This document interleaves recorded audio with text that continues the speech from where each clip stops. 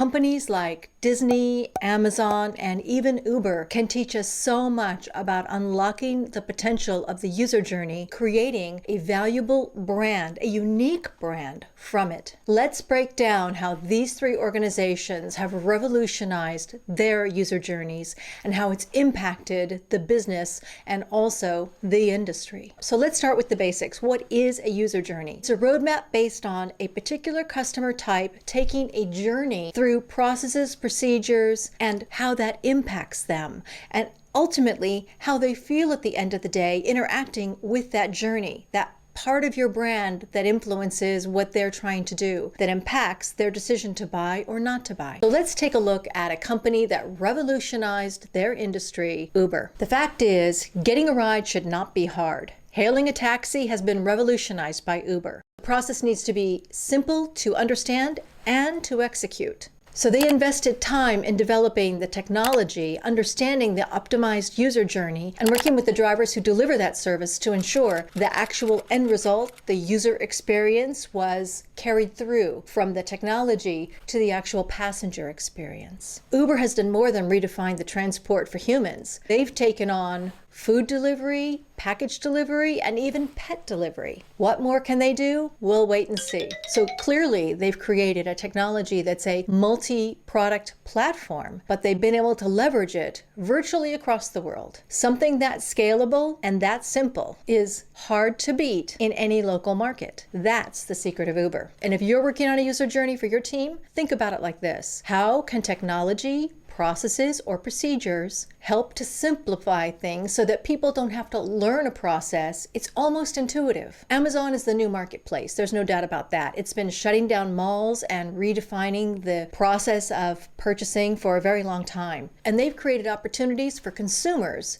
to become influencers and become part of the economy of Amazon. We already know that Amazon owns virtually no inventory, but they've also moved the marketing to influencers and what I call consumer marketeers. This enables people to make money out of influencing others to buy Amazon products. And sometimes that's something as simple as making a video review of a product. So let's say you buy a new toaster.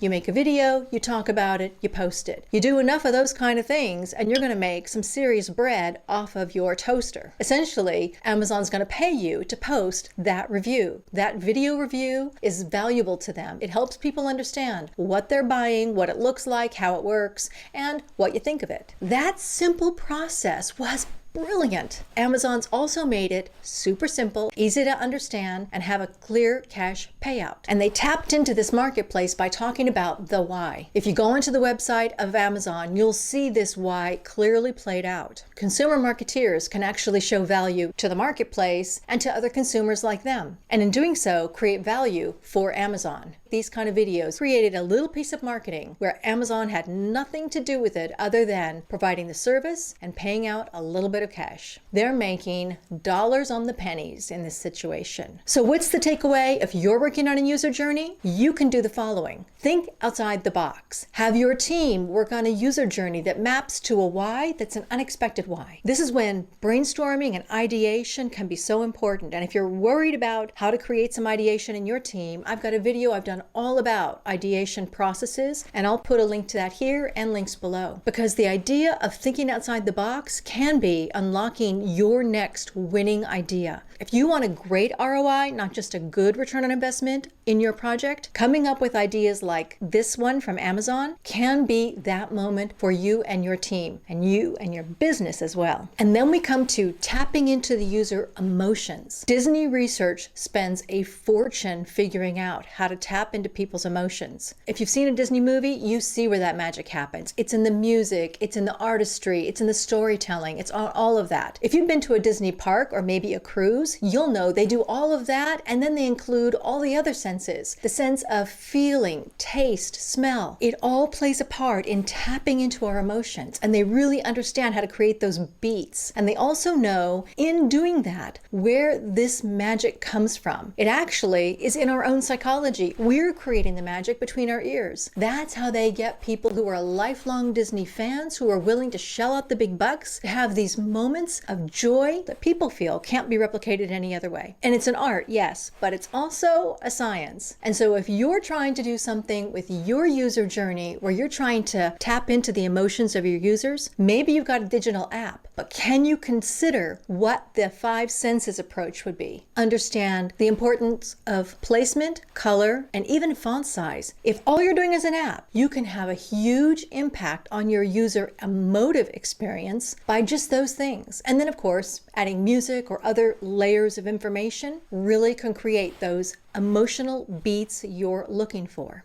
And of course, if you have an actual brick and mortar store, you can service all the senses. There's 2 other great case studies, and I'll put a link below to my blog so you can find out more about them. Key takeaways: develop detailed personas. If you don't understand who you're serving, your journey will mean nothing. Map and analyze the customer touch points. Every time the customer has an interaction, whether it's online or in person, map what that looks like. Understand the touch point deeply. Is it something that you're initiating from the company or they're initiating from the customer? And how are your employees engaged to make that touch point maximum experience level great? And implement a feedback loop. I've got loads more videos and guides on the user journey, how to create a user journey, how to create a persona, and more. And you can find all of that on my channel. Check out these videos on ideation and creating a user journey. And I'll see you next time on ProjectSkillsMentor.com.